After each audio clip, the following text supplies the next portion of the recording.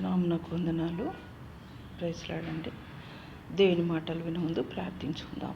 పరిశుద్ధమైన ప్రేమగల తండ్రి, జంగల దేవ, నీకు స్తోత్రాలు వందనాలు చెల్లిస్తున్నాం. ఆకాశమందున ఆసీనుడ, పరిశుద్ధుడ, మహిమగల తండ్రి, జ్యోతిర్మయుడ, నీకు లెక్కలేని స్తోత్రాలు వందనాలు. నాకు ఇచ్చిన ఈ ధన్యత, కృప, యోగ్యత ఎవరికి లేని ప్రేమ, సంతోషం మాకు దయచేసిన దాన్ని బట్టి నీకు లెక్కలేని స్తోత్రాలు వందనాలు చెల్లిస్తూ యేసయ్య ఘనమైన నామమున ప్రార్థించి వేడుకుంటున్నాం తండ్రి, ఆమేన్.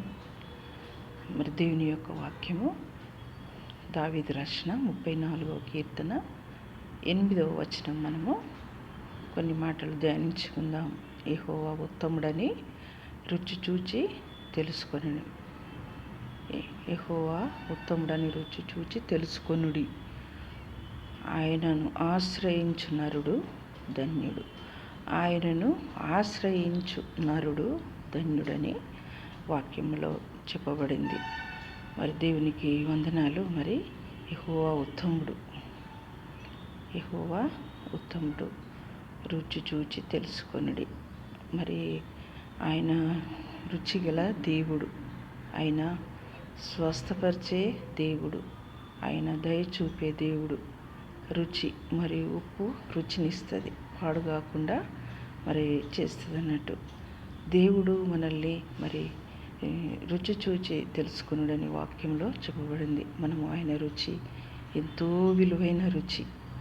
ఆయన మాటలు 3 విషయాలు మనము జ్ఞాపకం చేసుకుందాము. రుచి చూచి తెలుసుకున్నాడు ఒకటి, నిర్మలమైన మాటలు. 3వది రక్షణ, నిర్మలమైన మాటలు. ఆయనలో ప్రార్థన, ఆయనలో వాక్యము, ఆయనలో స్వస్థత ఉన్నది. ఆయన రుచి ఎంతో మరి విలువైనది. ఆయన మాటలు ఎంతో విలువైనవి. ఆయన నీతిమంతుడు, న్యాయవంతుడు, యథార్థవంతుడని మనము జ్ఞాపకము తెలుసుకున్నాం. 2 కొరింథీ 5:17 ఇవన్నీ కాగా, ఎవడైనను క్రీస్తు నందున్న ఎడల నూతన సృష్టి, పాతవి గతించెను, కొత్తవాయెను అని దేవుని వాక్యంలో మనము జ్ఞాపకం చేసుకుంటున్నాం. మరి మరియా ఉత్తమమైనది, ఆమెలో నుండి తీసివేయబడలేదు. మరియా దేవుని దగ్గర మరి దేవుని వాక్యాన్ని వింటుంది. ఆయన పాదాల దగ్గర ఆయన బోధ వింటుంది. యేసయ్య దగ్గర మరి మార్తేమో అనేక వంటకాలు చేస్తుంది, కానీ మరి దేవుని వాక్యము ఆమె పాదాల దగ్గర, యేసయ్య పాదాల దగ్గర ఆమె వింటుంది. ఆమె ఉత్తమమైనదని మనము జ్ఞాపకం చేసుకుంటున్నాము. ఆమె ఎంత విలువైనది.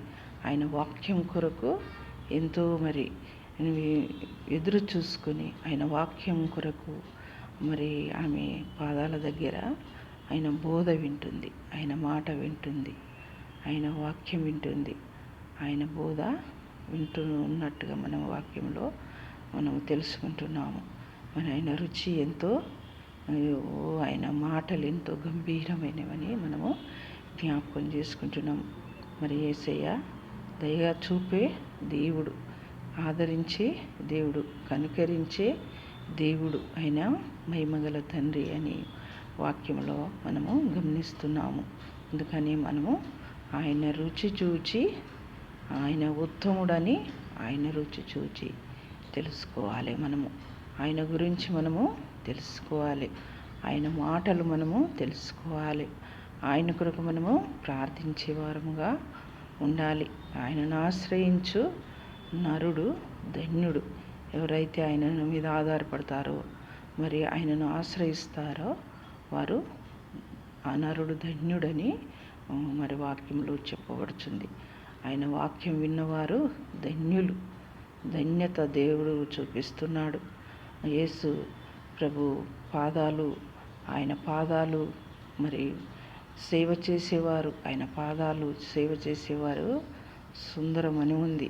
ఆయన పాదాలు మరి మనము దగ్గర వాక్యం వింటాము.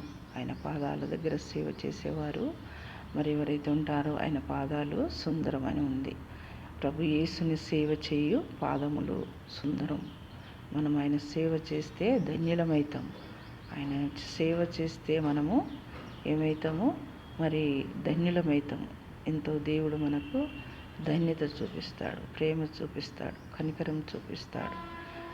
ఆయన మనకు దయ చూపించే దేవుడని, కనికరించే దేవుడని మరి వాక్యములో మరి దావీదు రాసినట్టుగా మనము 34:8 మనము గమనిస్తున్నాం. మరి దేవునికి వందనాలు. మరి ప్రార్థించుకుందాం.